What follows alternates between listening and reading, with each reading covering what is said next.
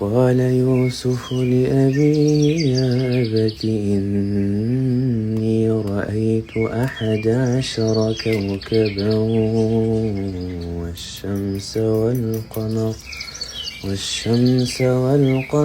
رأيتهم لي ساجدين قال يا بني لا تقصص رؤياك على إخوتك فيكيدوا لك كيدا. طبعا موسم الجامعات دخل بقى والمدارس والحاجات دي اللي هو الواحد ما بيبقاش مستعد. انت لسه بقى خارج من الاجازة وبقى متعود تقعد بقى تلعب، تسكرول في السوشيال ميديا كتير كده.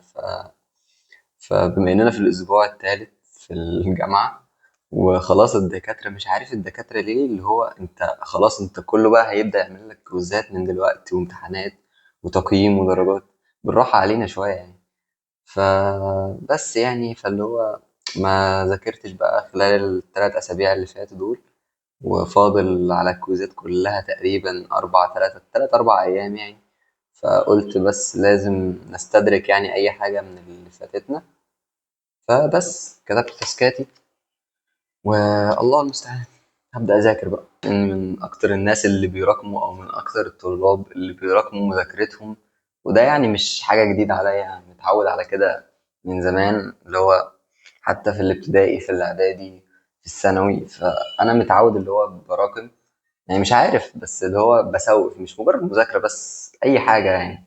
آه، خروجة مثلا، عايز أعمل حاجة، عايز أقرأ كتاب، عايز أعمل أي حاجة لازم بسوفها.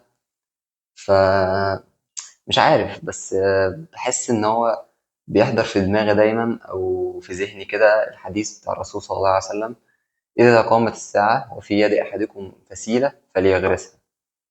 فلما بفكر الفسيلة اللي هو بذرة، لما البذرة بيكون عندنا بذرة كده وطالع منها مجرد حتة خضرة كده، فالبذرة بالحتة الخضرة بشوية الجذور الصغيرين اللي طالعين في البذرة دي الفسيلة. فإذا قامت الساعة يعني خلاص احنا في يوم القيامة، وانتوا متخيلين بقى هول اليوم عامل ازاي، او اليوم هيبقى صعب صعب جامد. ف... فاللي هو انت معاك فسيلة وخلاص القيامة بتقوم. الفسيلة دي اللي بتبقى زي نخلة صغيرة كده وطالع، يعني بتبقى بذرة صغيرة اللي هي بتبقى نخلة مثلا. فانت متخيل اللي هو نخلة وانت لسه هتزرعها والقيامة بتقوم.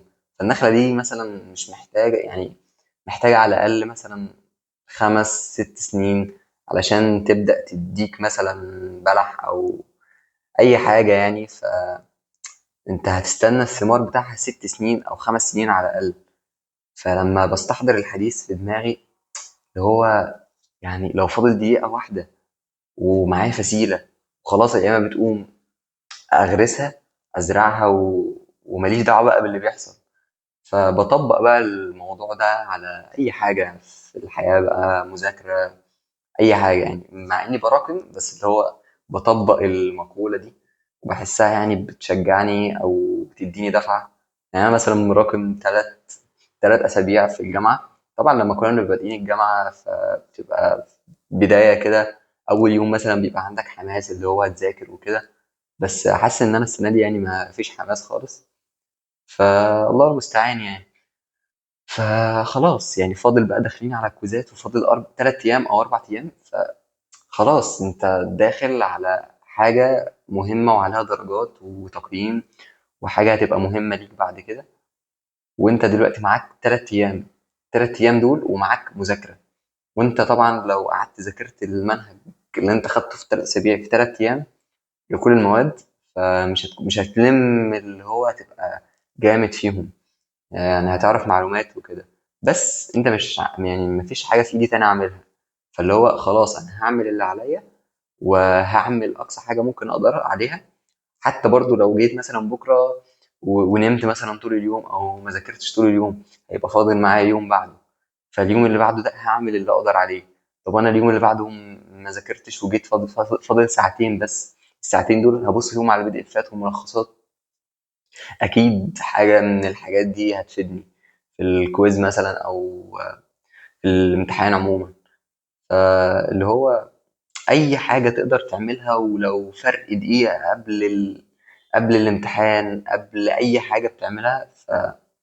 فأول ما تستحضر الموضوع في دماغك، أو أنت إيدك في إيدك إن أنت تعمل حاجة ولو بنسبة، حتى لو أنت إنسان بقى كسول وعندك تسويف وكل الحاجات دي، فما تترددش يعني لحظة إنك تعملها على طول. أَمَّن يُجِيبُ الْمُضْطَرَّ إِذَا دَعَاهُ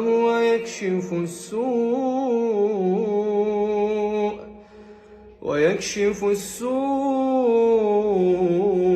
وَيَجْعَلُكُمْ خُلَفَاءَ الْأَرْضِ أَإِلَٰهٌ مَّعَ اللَّهِ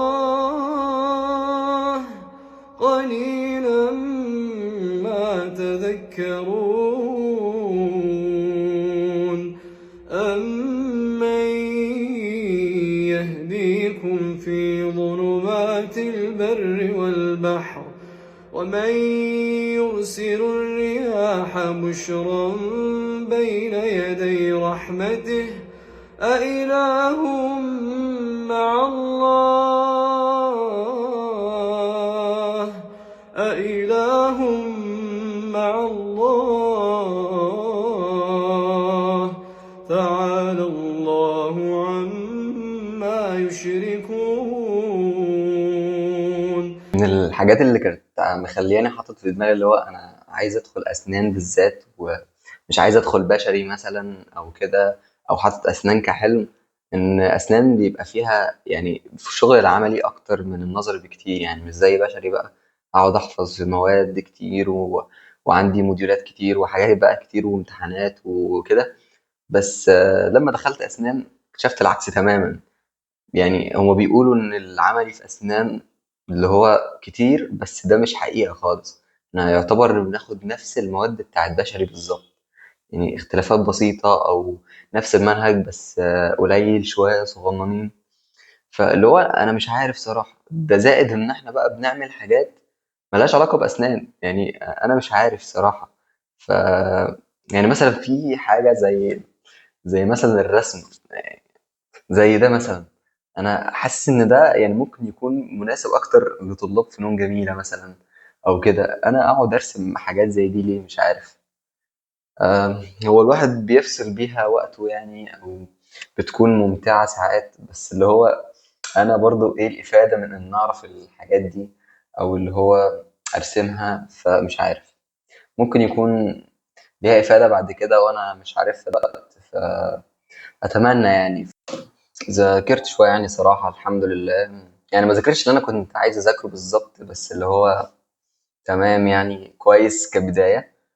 فبس أنا مش عارف صراحة الفلوج ده هيكون لذيذ ولا مش لذيذ، بس قلت يلا بما إني هذاكر فمش مشكلة أصور يعني و... وأجرب. فبس سلام.